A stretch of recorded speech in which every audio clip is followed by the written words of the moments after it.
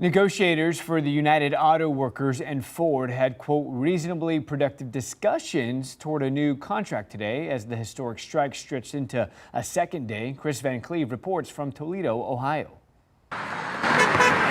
Day two of the auto strike targeting 3 Midwest production plants drew picketers and lawmakers. I always stand for the union way of life. Pennsylvania Senator John Fetterman and Michigan Senator Gary Peters joined United Auto Workers at this Ford plant in Wayne, Michigan, as union leaders and the Big Three went back to the negotiating table. Clearly the UAW means business. That's why these folks are out here striking today. Vicki Murphy, a Ford production worker, was one of nearly 13,000 union members to walk off the job Friday. There's no winning in a strike anyway. Everyone loses, so let's wrap it up. Let's give us what we deserve. The UAW is seeking up to a 40% raise, job protections as automakers switch to less labor-intensive EVs, and an unwinding of concessions made during the Great Recession. After a new offer from Jeep parent Stellantis Saturday, General Motors, Ford, and Stellantis are all offering raises around 20%. Can GM be successful if you met all their demands?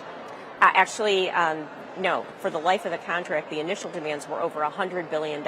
We still have a ways to go. Stellantis' fourth offer to the United Auto Workers would see a 21% pay hike. It's an effort to get the strike over and the more than 5,000 auto workers at this plant back on the job. Ford announced some temporary layoffs due to the strike, and GM says it'll likely have to idle a Kansas plant Monday. Moves UAW President Shawn Fain says are designed to make workers settle for less. It boils down to one thing: it's corporate greed, and it's got to stop. Fain says the strike could expand to additional plants as negotiations continue. Chris Van Cleve, CBS News, Toledo, Ohio.